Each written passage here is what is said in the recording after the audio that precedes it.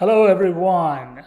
Good morning, good afternoon, wherever you may be. And I am so thrilled to present this webinar today, The Perfect Storm for Healthcare CIOs, How to Accelerate Digital Transformation while Managing Budgets, Nurturing Talent, and Addressing Competition. I'm your host and moderator, Paddy Padmanabhan, and I couldn't be more thrilled to invite my panelists today, John Kravitz, CIO of Geisinger Health, Daniel Nygren, CIO of Maine Health, and Craig Richardwell, CIO of Intermountain Healthcare. Gentlemen, thank you so much for setting aside the time and welcome. Thanks for having us, Patty. Yes, really appreciate it, Patty. Thank you. Very good. So we are going to spend a couple minutes providing a brief introduction to Damo Consulting before we jump into the webinar. We are a digital transformation advisory firm built on healthcare and technology expertise. We offer digital strategy advisory services, technology strategy, partner strategy and selection, and digital governance and operations. I want to mention a couple things. The Digital Maturity Assessment Model, DGM, has lately become a preferred model for health systems looking to assess their digital maturity. And if anyone out there is interested in understanding how to deploy it and use it for your own organization, feel free to reach out to me. It's a 4-stage maturity model, and we've done over 50 assessments to date. We also have a comprehensive repository of digital health solutions implemented in the top 75 healthcare organizations in the country, and profiles of over 500 technology vendors. It's called Damo Intel, and we are making it available as a subscription offering to anyone who's interested. So if there's any interest, feel free to reach out to me on that one as well. Many of you would be familiar with the Big Unlock podcast. We are really proud of how far we've come with the podcast. We are now in our 4th season. We've interviewed over 120 C-suite executives in healthcare, and we were recently ranked one of the top 5 digital health podcasts. So for those of you tuned in who want to understand what healthcare leaders are really focused on, how they're approaching their digital transformation priorities, I encourage you to subscribe to the podcast. And I must mention, I'm so pleased that all 3 panelists on this webinar today have been guests on my podcast. Quick note on our affiliations in the marketplace. We are closely affiliated with some of the leading industry organizations. We are foundation partners to Chime, and all our panelists today are very active Chime members, and Dan and John are board members in Chime as well. So we really appreciate the work that Chime is doing, and we're proud to be Chime partners. We also recently became a preferred digital transformation consulting partner for the Healthcare Association of New York State, Haney's. And for those of you who are from New York and would like to understand what that program is all about, feel free to reach out to your Haney's contact or reach out to me, and I'm happy to share more information. With that, we'd like to jump into the webinar, and as usual, we always like to start with our first poll question, which you should see on your screen right now. What are the biggest challenges health systems are facing today with digital transformation?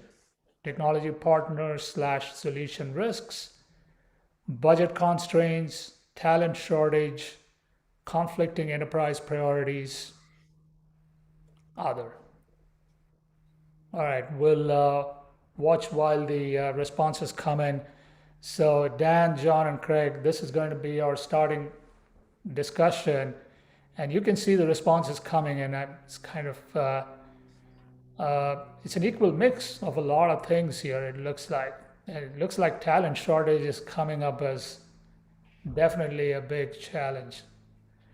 I'll give everybody another 30 seconds or so to complete your responses and end the poll, and hopefully we'll be able to see the results.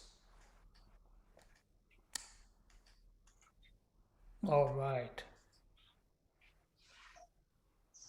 Very good. Very good.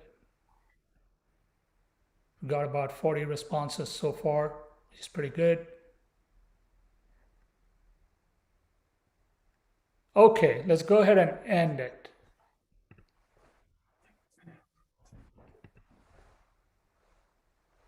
Can everybody see my screen with the poll results? All right. Okay, why don't we start with a quick review? Technology partner solution risk 21%, budget constraints 45, talent shortage, wow, 55%, and conflicting enterprise priorities. So, gentlemen, what do you think? How about we start with you, Craig? What do you make of this? Yeah, actually, not surprising, obviously, to many of us. Matter of fact, I'm not sure you could pick one.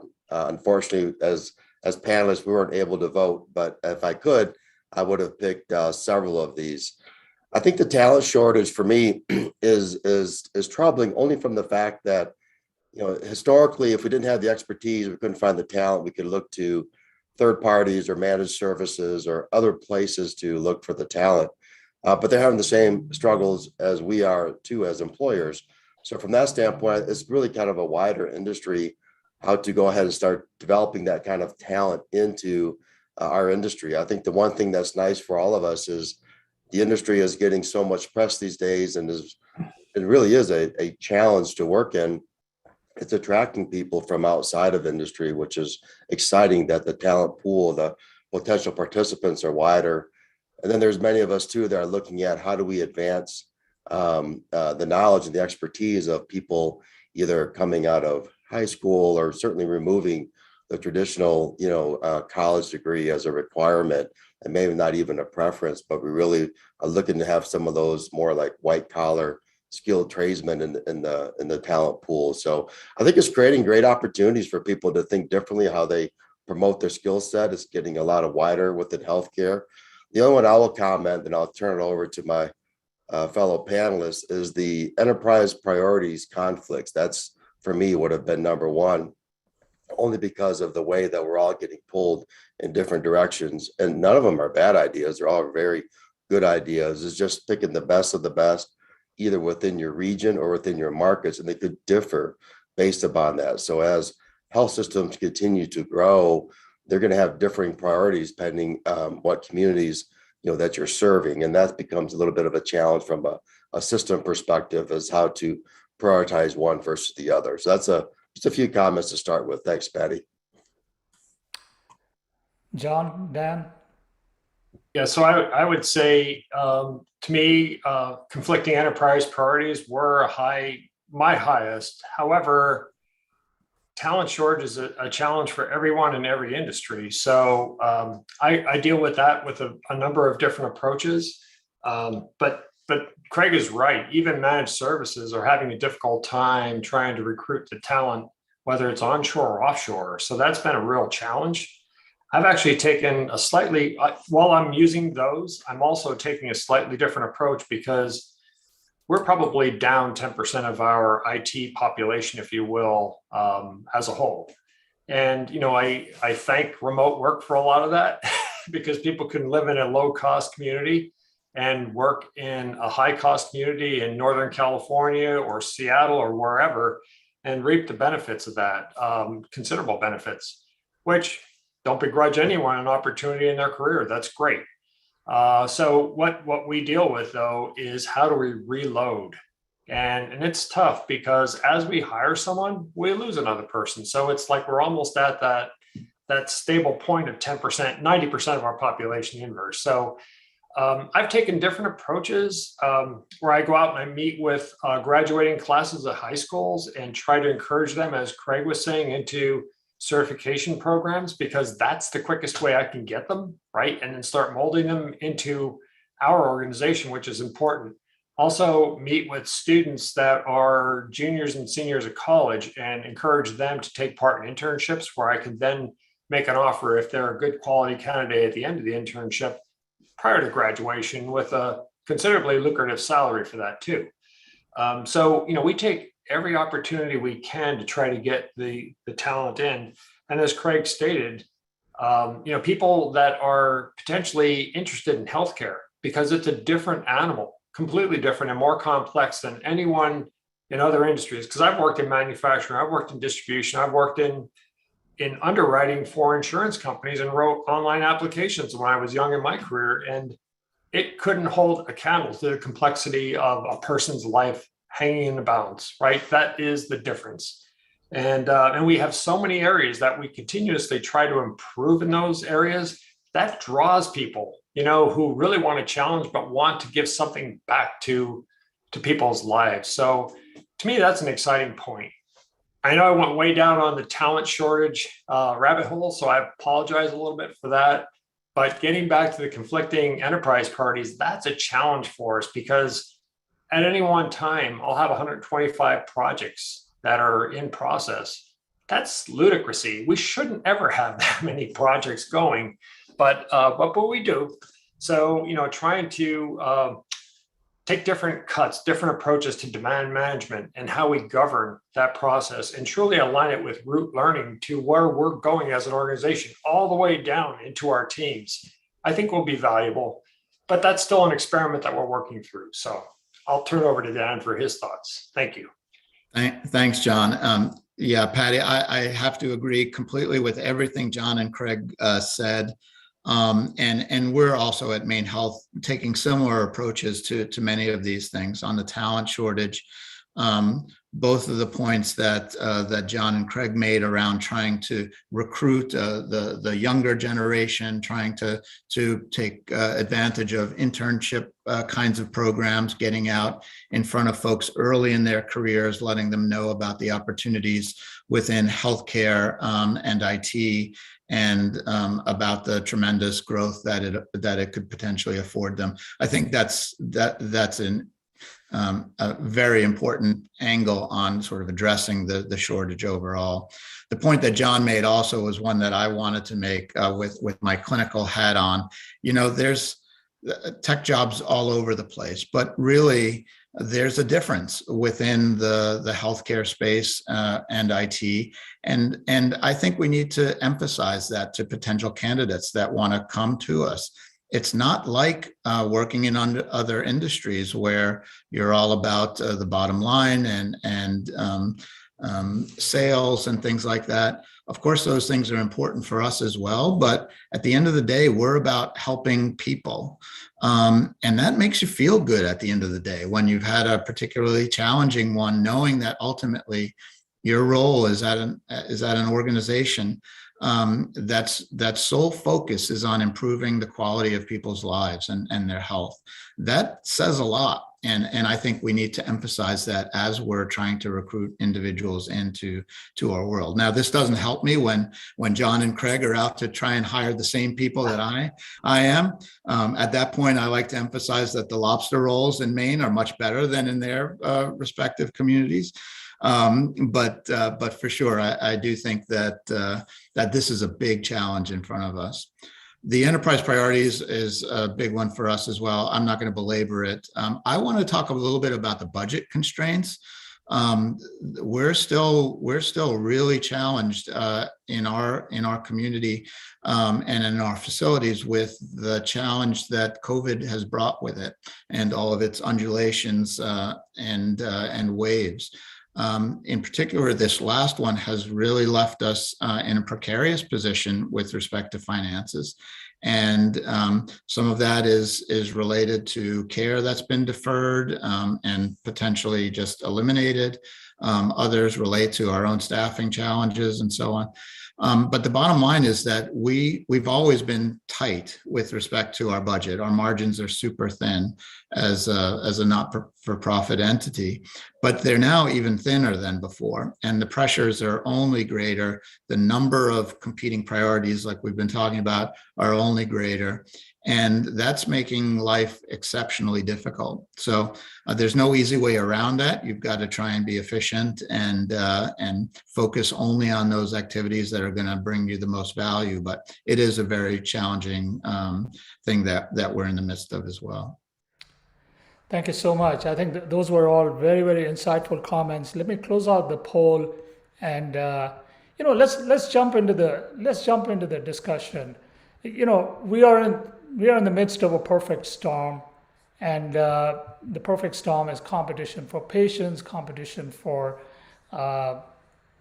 competition for talent, which we just talked about extensively, competition even for medical supplies, from everything that I hear.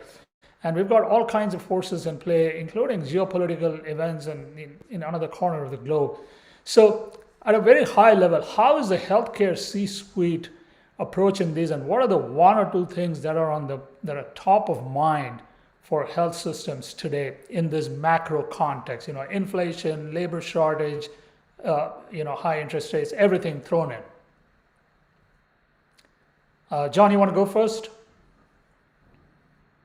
Yeah, certainly, Patty. Yeah, I think, part of the challenge is this is the world of a CIO. This is what we deal with every day. It's walking the tightrope, right? It's being comfortable in an uncomfortable situation, which is what we deal with every day. And I think, looking at it from a C-suite perspective, you just really need to prioritize what's going to make a difference, what's going to move the needle, what's the best patient safety initiatives that we can do. As Dan is a physician, and I know when he puts a CIO hat on, his physician hat is first, right? It's always about safety and quality of care that you're providing for, your consumer, your patient that you have in your bed or in your clinic.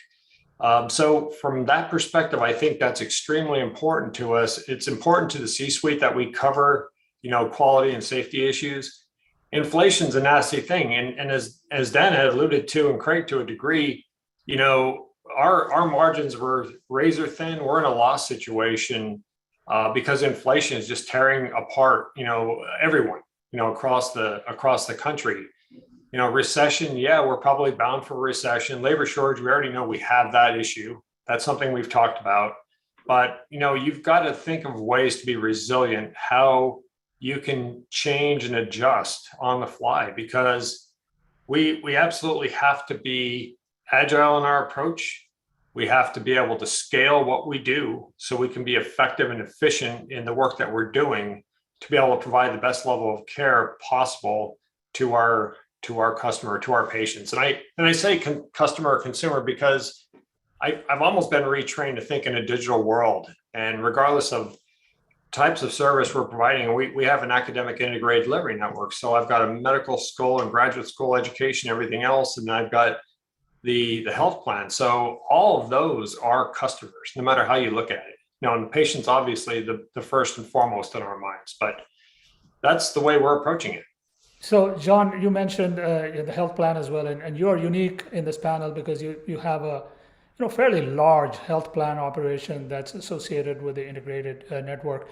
What do you see as what is the top opportunity, if you will, that you see coming out of being an integrated system like Geisinger? Yeah, I think from my perspective, I would say we have the opportunity to work with subscribers from our health plan.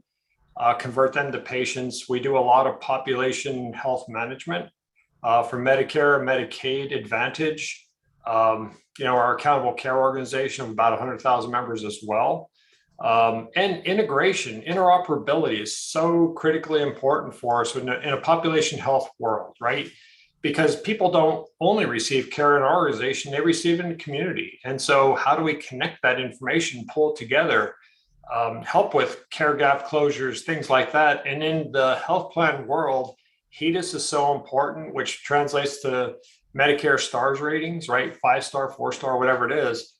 And, that's where we strive to be excellent in those areas and provide the best optimal level of care. For us, about 40 to 45% of our subscribers get care in our health system. We are using certain tools, digital tools like CRM to be able to do outreach, to do touch points with people, understanding people need to have communication and ability to share information. And we see that as valuable. So we're working very diligently to be able to do that, to make the subscriber from our health plan feel like they're connected into the entire organization. And for us, that's really important. So we're excited about the opportunities there, Patty. Right, right. And Craig, I want to turn to you. You know, you're going through a big merger, SCL and Intermountain, and of course, big mergers seem to be happening elsewhere too. We just saw another very big merger getting announced just a couple of weeks back, Atrium and Advocate Aurora. So from the vantage point of someone who's going through a merger and becoming a much larger organization, and you look at the macro environment, what do you see as the big opportunity, like one or two opportunities for now a larger organization like the one that you've become? Well, you know, when you look at kind of the merger coming in, I think for the most part, when you look at organizations that have both been separately very very positive, they're not really looking for somebody to help them out, both very successful coming in. It's a learning opportunity. It's an opportunity to learn from what other things are happening in other communities that you don't serve, and are those kinds of things that you can bring back and apply back to yours. That's kind of the first and foremost. So how can you kind of get some of those best practices and share those across? You have your natural economies and the things like that you will get out of anything of that nature. But I do think there's a part of our industry that's rather unique in my mind, and we talked about it earlier. So a lot of these macro impacts that are coming at us, when you look at healthcare, we do have that privilege of life in and of itself, or the quality of life that people have that most other industries don't have, and that's a really unique mission that we do have. But we also are a business, and so all these macro things that are impacting us with labor and inflation and supply chain issues, those are things that we actually have in common. And I think that's where we have to say, hey, let's break out of the healthcare industry. Let's talk to other peers that are in retail and in manufacturing, that are in other service industries that actually are running the same problems that we have. And again, that's where I think we can teach, but also very much so learn from how they're managing and handling themselves, and those things that we can apply rather quickly.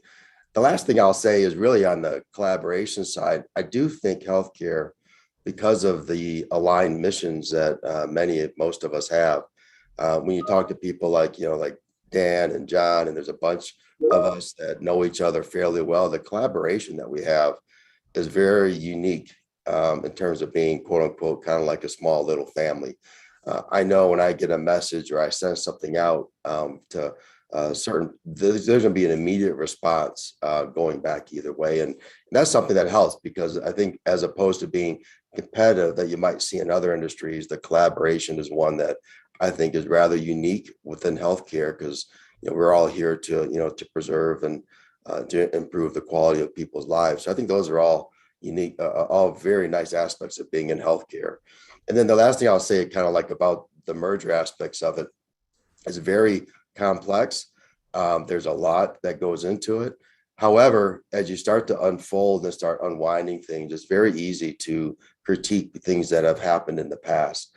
Oh, why, as opposed to really create what you want the future to be. And I think that's the opportunity of two organizations coming together, is to repaint that future and to start building ourselves toward achieving that future vision for the combined entities.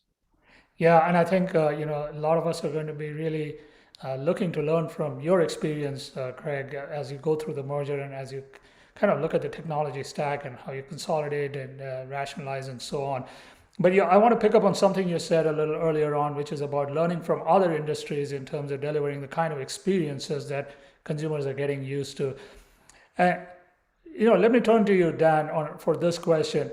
In the current context, you've got a number of priorities. We already talked about conflicting enterprise priorities and so on. And Craig just mentioned that we need to learn from other industries to deliver superior experiences. So in that light, what are some of your priorities today when it comes to executing on a digital transformation program?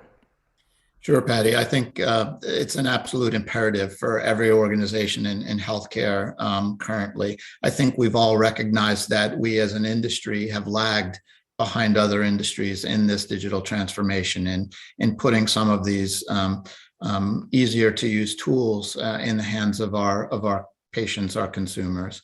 So I think that's priority number one in many instances for us. is pushing that transformation forward. I think this was one of the silver linings of COVID, that it helped sort of stoke the fire of that transformation that was already underway, to make it progress even more quickly and with fewer obstacles than we had before. But we've really only just scratched the surface. So, doing a better job at allowing our patients to do straightforward things, right? Be able to schedule their own appointments online, whether that be for a primary care provider or a subspecialty provider. A straightforward thing that you would imagine we would have achieved by now, and yet that's not the case for most places. So things like that are absolutely top of mind for us, and ones that we're pursuing aggressively. What I'd like to say, though, with respect to sort of this bigger digital transformation picture, is that I've always been almost equally focused, not just on the outward facing aspect of things to our consumers, our patients, but also inwardly focused. And my response to one of your questions earlier about how the C-suite is dealing with all of these issues, right? In many instances, again, this is, I think, silver lining for us as CIOs, is that in many instances, I know that we're now being turned to say, CIO or CDO or whatever your title is, how can you help us overcome some of these obstacles we've got? And so this is where I see some of the efficiencies and some of the improvements that we could deliver to our own care team providers within our organizations to make them more efficient, to take obstacles away from them. And so we're almost as equally focused on that sort of digital transformation as well as the patient-facing ones. That's very well said, taking care of your own employees and internal stakeholders. I do want to spend a quick minute or two addressing the unique attributes of your individual marketplaces, right? Daniel, you're in Maine. John, you're in Pennsylvania, and Craig, you're in the Intermountain States. So is there one thing that maybe John and Craig, you could share with us that is unique to your population that you're addressing through your digital transformation program that may or may not be relevant to many other health systems? So John, how about we start with Geisinger? Tell us about one thing that's unique to your markets. I would say maybe we're like a lot of rural America, although we are in urban areas as well with health, campuses and hospitals and things like that. So I think we're very much a simulation of what others are and what they deal with. I think what's a little different. So our population does, around our main campus, very rural area, with the exception of the city of Danville, which is quite busy and populated and moving, kind of like Mayo and Rochester, right? Like one of those similarities. But I would say our population is cradle to grave for the most part there, right? They kind of stay there their life in that general area and they receive services. I think what's different is the digital innovation things that we're doing. And one of those is patient identification with facial recognition. I'm really stoked about this opportunity because we started out in a small hospital that we just opened, a micro hospital, and we also did it in clinics, which were new too. And we had great results. Probably 92 to 93% of the population said, yes, I want to be part of this. And this is an elderly population. So that's why I'm excited, because I expect them to say, this is taboo. I don't want any part of this.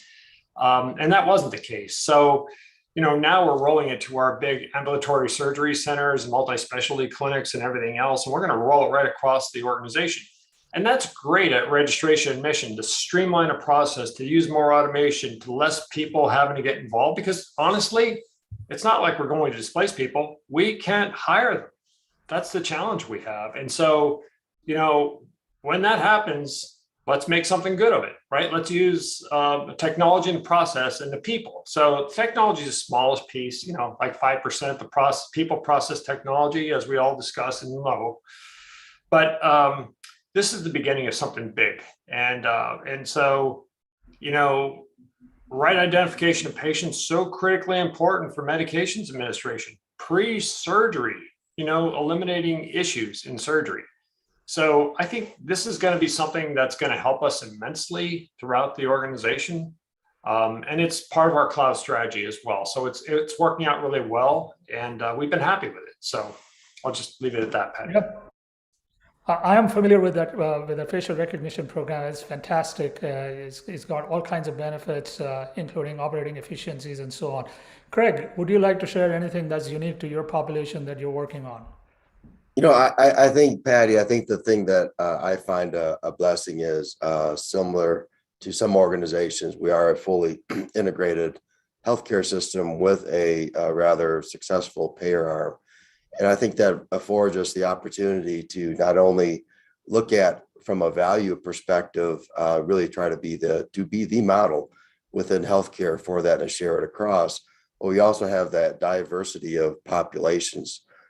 We do have very large urban areas. We have Salt Lake City, Denver, Las Vegas that we serve, as well as a lot of the rural areas. We have Montana, Wyoming, Idaho, you name it. So we have that diversity of populations that will allow us to truly prove out the value proposition of moving toward value-based care modeling. And with that comes accessibility, affordability.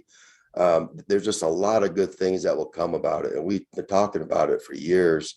And given the vision of our board and our senior team and especially our CEO, that movement that we're moving toward it is always in the mind of everything that we do. So similar to when John described a subscriber, I can't talk about a patient without talking about a member, right? And without talking about a consumer, and all those different pieces of how people may categorize themselves all become blended, yet they're unique needs that each of them have.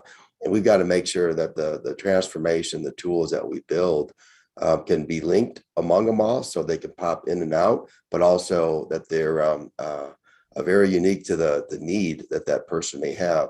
We're also privileged to be in some areas like Denver, Colorado, for example, that's very much focused on health. I've never seen so many people bike and run and outside in the fresh air than anywhere I've ever lived. And so there's that piece as well. So the focus of healthcare on the health side is a big piece for us, the health and wellness piece, in making sure that as people go through their care cycles, that we can try to continue to expand how much of their life is spent healthy and well. Yeah, I think that's such a great point. I think lifestyle choices and being able to enable people to live healthy lifestyles outdoor and get fresh air and exercise, and fantastic. I do want to mention there's a bunch of questions that have started popping up in the Q&A, and rather than wait, I thought maybe I'll take one or two of those. There's one here that I think I'd like to start with John's response, because this one is right up your alley, John. How does cloud migration, data analytics technology improve the healthcare industry, and how do you see the future? John, you just made an announcement about a multi-year cloud transformation.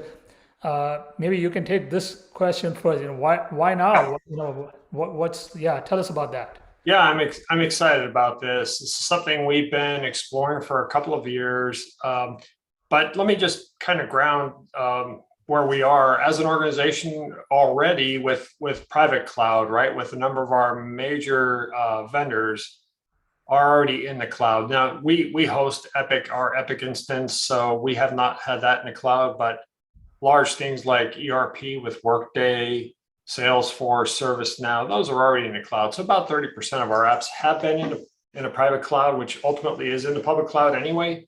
But we're excited because we see opportunities here which allow us, as part of our strategy, we've implemented an API management platform, which helps us considerably with integration. That we did a few years ago, and that was in preparation for moving to the cloud. So we've had success where we do about 5 million API calls per day, and it just keeps rolling. It's getting bigger and faster. So we're excited about that. But our thought behind this whole process was, look, I don't want to be in the data center business. I'm in the support the business. That's what we're here for. We're here to make the business successful. We're here to make sure the patients in the beds are treated, successfully. We have great quality outcomes. We do innovative things like, guarantees when we do do surgical procedures, things like that, which was a long time ago with proven care. But that's what we're here for. I don't care about spinning drives or flash drives. I don't care about a room or rack fulls of servers, which we still have, by the way, and I'll get rid of over time. But, that's not what drives me.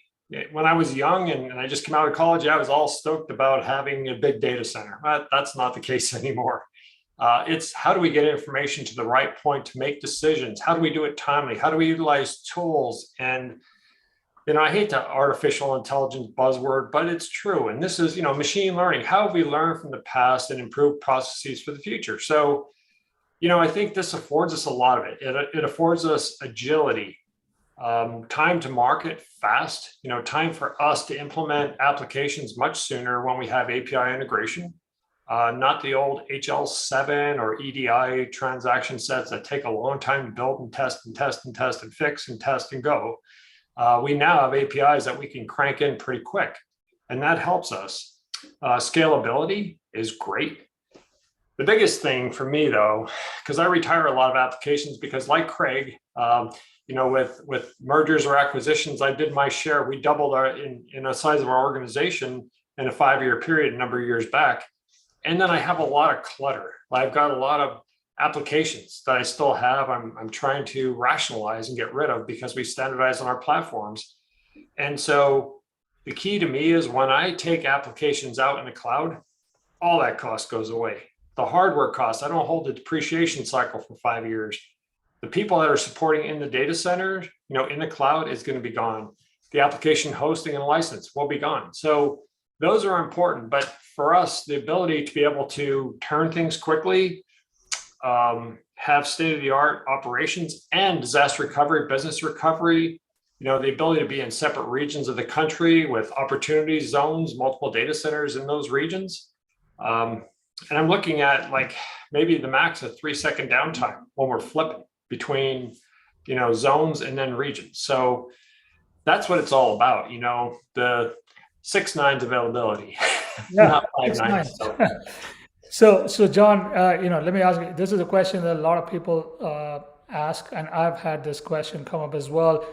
Is cloud transformation, cloud migration, is it about cost savings, or is it more about, agility and performance? So what's your quick take on that? I didn't go into this with cost savings, but when we did the modeling and the benefit realization schedules, I'm looking at multiple $1 million per year once I get fully in the cloud. And the key there, though, is to make certain my applications, when we migrate them, we don't do a forklift uplift. We don't do that because there is great inefficiencies of probably 85% inefficiencies in storage and compute. I don't want to pay for that. I want to make sure it's optimized for the cloud, whether it's a software as a service, infrastructure as a service, and really maximize the use. Very tight, very restrictive with the tools that will jump that up as we need to give more capacity.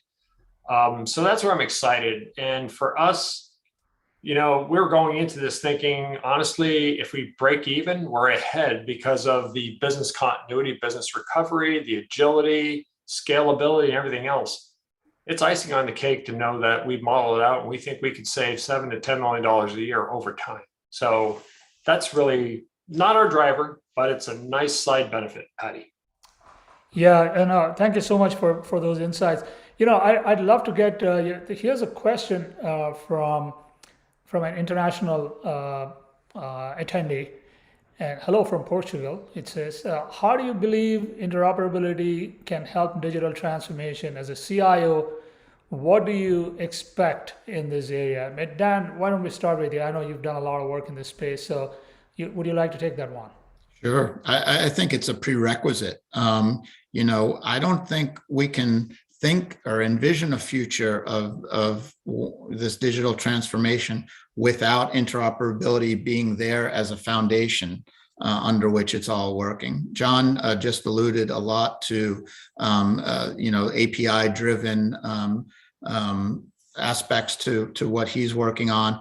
And I think, with all of the fire work, As you may remember, in my former organization down in Boston, we were very forthright about building smart on fire applications. And all of these are based on these premises of interoperability and standardized frameworks around which everything is built. So I absolutely think that this is one of the key aspects of our work moving forward in the digital space, and without which I think we're going to be going a lot slower than we otherwise would like. So definitely, I think it's a must-have. So on that note, would you like to comment on how far we've come in the last few years, and what is the unfinished business in your view? Yeah, well, I think we're doing much better from our core platforms, our core EHR vendors, and the large, purveyors of the data, if you will. They have come quite a long way, and in part that this was because of the 21st Century Cures Act and so on. The mandate, if you will, to have some of these frameworks available and interfaces. I think that's been phenomenal.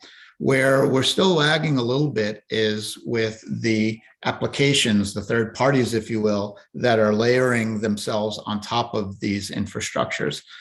That's going a little bit slower than I would have envisioned originally, and what ideally, I would see moving forward. I'll give an example without naming names. We recently entered a partnership with a really forward-thinking value-based care organization. And I was surprised to find out that they were still working in a very HL7 driven, interface driven world.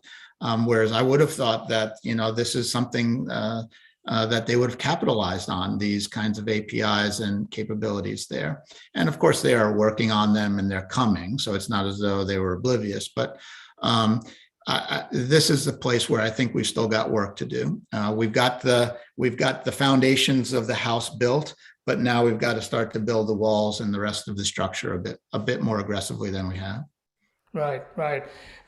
There's another question here, which was actually going to be one of my topics for the discussion. So I'll just go ahead and ask the question anyway, and maybe Craig, you can take this one first. What are you looking for when you select your vendor partners and in your vendor partner solutions today? And I'm going to qualify that question a little bit, because your vendor landscape, you've got your EHR vendors, then you've got your enterprise class vendors, and you've got this vast ecosystem of digital health startup solutions. So Craig, do you want to kind of walk us through how you parse through this landscape in the current context, in the context of your digital transformation priorities? Yeah, I'll share a few thoughts when I look for people. And to be honest with you, it's kind of like the comments before about data centers and things like that. It's like, if you're a vendor, I don't really have time for you anymore. You're a thing of the past, but only people who really are going to be true partners. And when I look for people to be partners, one is a shared risk, to make sure that they have skin in the game. They have as much to lose as what we do, but also as much to gain, if not multiples of that, is what we would as well. So we both win together, we both lose together. It's not pointing a finger at somebody else.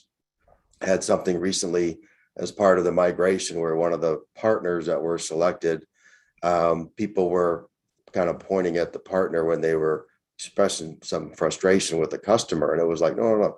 We picked that partner. That's us. So that's not even us doing our part. We're in it together. So when a partner doesn't maybe perform well, we don't perform well, because that's our selection. So I think that whole shared risk, and that we come at it with one. Two is a very aligned vision moving forward. What are you going to look like in 3 years and 5 years and 7 years? And really, how can you project that far out? Well, tell me, how far can you think you project? How far can you go? So that I can make sure that the things that I'm doing is aligned with you, and that our visions are very much aligned. And probably the last thing I'll talk about is really the breadth. I don't want to deal with 1,000 different companies. I really want to start getting myself down from the thousands to the hundreds to as small as possible, because it allows me then to have more thought leadership outside of all of the administrative aspects of a partnership. So are you going to be a one-trick pony? Or are you going to start moving to different areas? And you can understand where I am, so that if somebody is a partner with me, Can you displace this other company? Can you displace that company?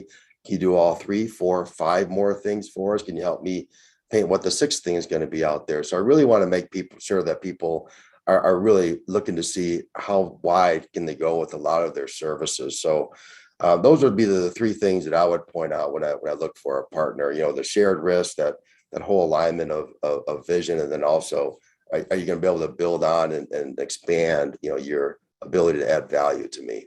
Right, right. And I picked up a couple of really important themes there: a long-term vision, a partnership mindset, and then not just like a one solution, a one-trick pony kind of thing, but more a little bit more of a broad-based capability. So you don't have to deal with a vast estate of applications, but a smaller number. John, let me turn to you on this. And I know you've done some work in rationalization and consolidation. There are obviously risks involved in going with innovative solution partners, but it's like can't do without them either, because you do need the innovation. How are you making these trade-offs, and what happens when something doesn't work out? How do you address it? Do you want to talk about that, John? Yeah, certainly, Patty.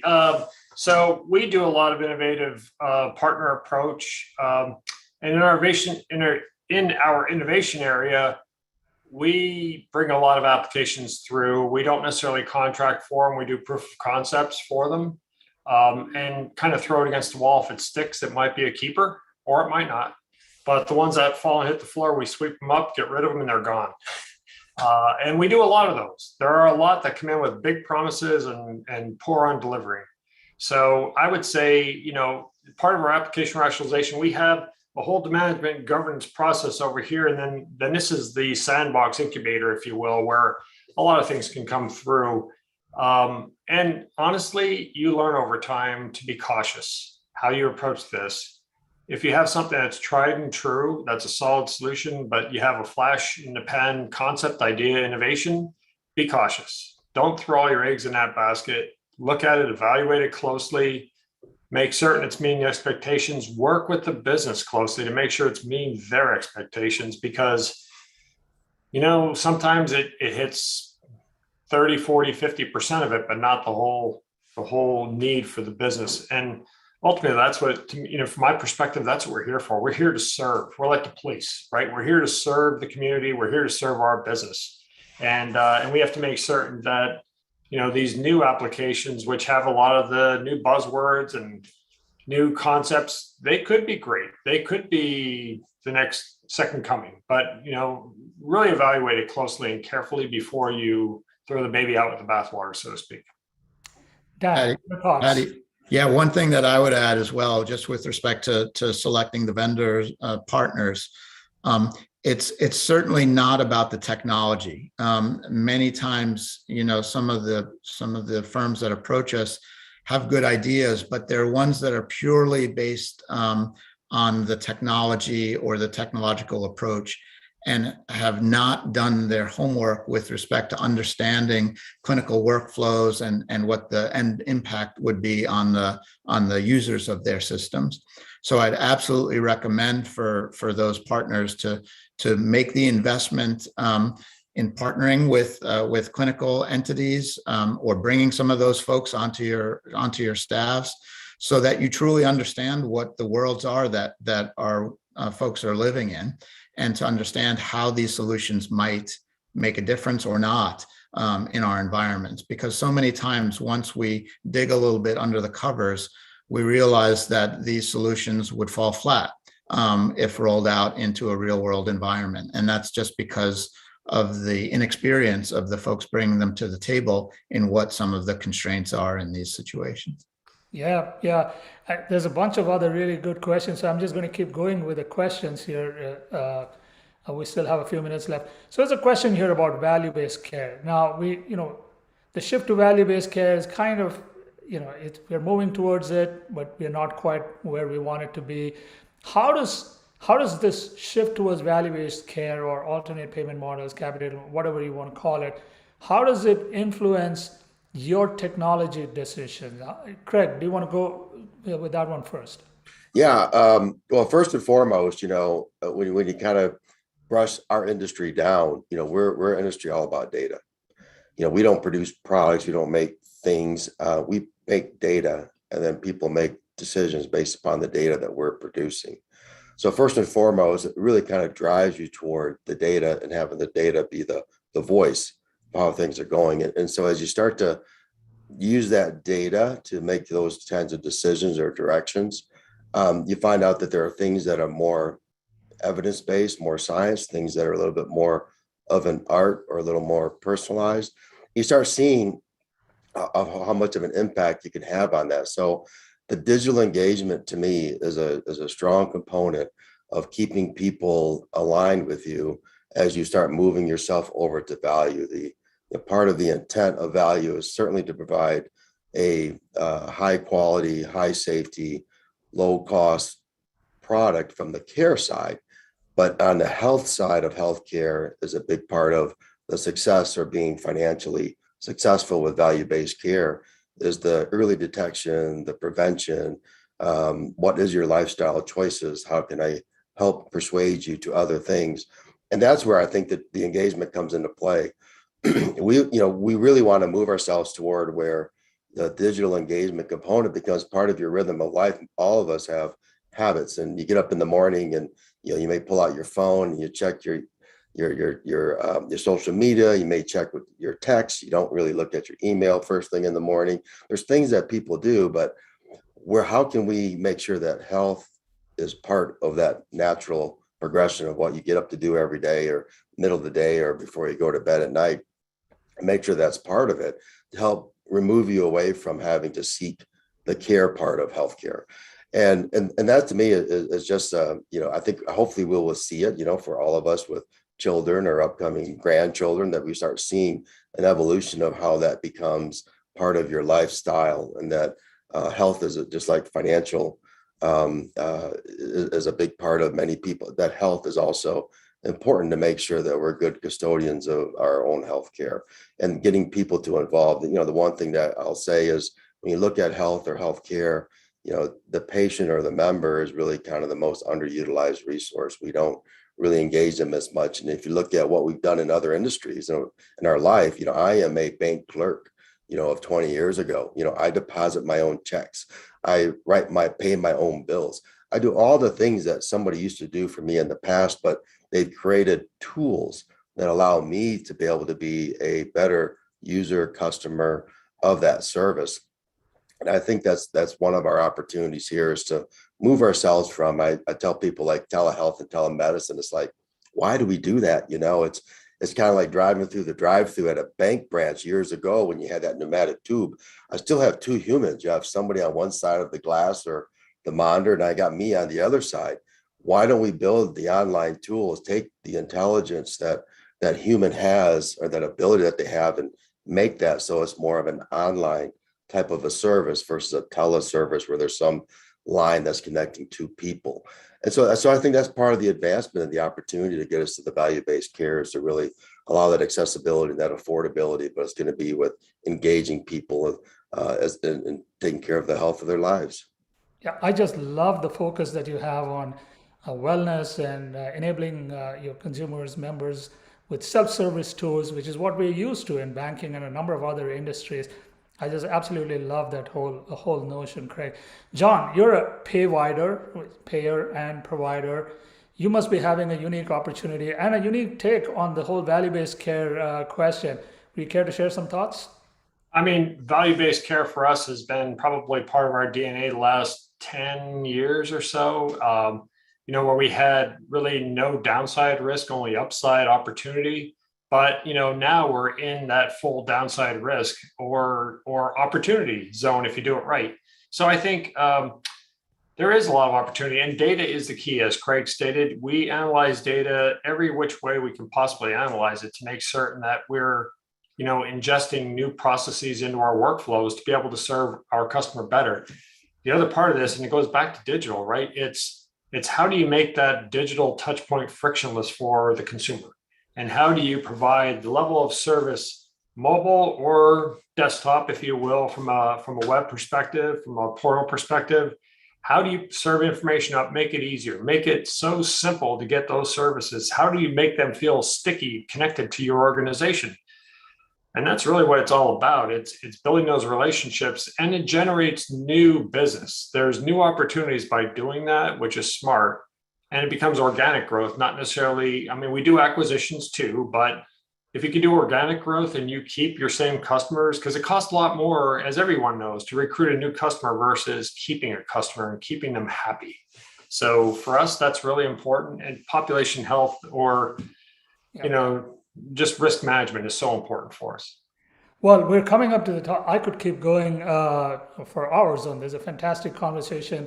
In the remaining few minutes, 2 or 3 minutes that we have, I'd like to go around in a quick 30 seconds. If there's one thing that you would like to share with your peer CIOs, chief digital officers, based on your experience so far with your digital transformation journeys, that they could learn from, what would that one thing you would want to leave behind? Dan, let's start with you. I think the one thing we haven't really talked about, Patty, that I think is critically important for the health of our own teams, really, both the IT teams as well as all of the care team members within our organizations. The last several years have been stressful, to say the least, and we all know about the impact of mental health and what it's had upon the entire world, really. But we're not immune from that within healthcare. And I'd say that we need to focus on that in our own worlds as well. And in particular, paying attention to members within our community. So as examples, we've really taken a strong stance, and we've now rolled out the ability to use Talkspace as an example for our entire care team population. It's been very well received as a benefit, and we think will truly help people. So that's one thing that I'll take this opportunity at the end to touch on that we didn't get a chance to cover, but I think it's critically important. Thank you. No, that was well said, and thank you for pointing that out, Dan. Craig. Yeah, what I would say is, kind of stay young, stay active, contact somebody, be very much engaged. Call people like John and Dan or anybody else if you have something. Don't try to solve the problems yourself. There's probably the answer out there somewhere, either within your network or outside of your network, or within your industry or outside of your industry. So just continue to know that you don't have the answer, but somebody does.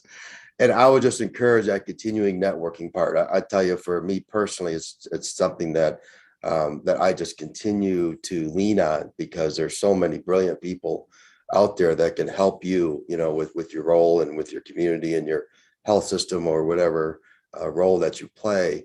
It's really important, to continue that. And so never think you always have the answer, or that you have to have the answer. Just kind of know where to go. And you've got so many people out there that are willing to assist, and take advantage of that. Ask for help. That's right. John, you're going to have Just the last word. real quick, I know we're out of time, but I would just say networking groups like Craig was talking about, and things that Dan was talking about as well. I have a lot of respect for these two gentlemen. They've done great things in their careers, but we all belong to one group, and it's Chime, right? Chime seems to be the thread that pulls us together. You mentioned it earlier. I've been a member for 23 years and have the good fortune of serving Chime on the board and chairmanship, and Dan will be doing the same thing. It's awesome. And it's a way to network and connect with people, because we're all willing to share. We're all willing to share this kind of information.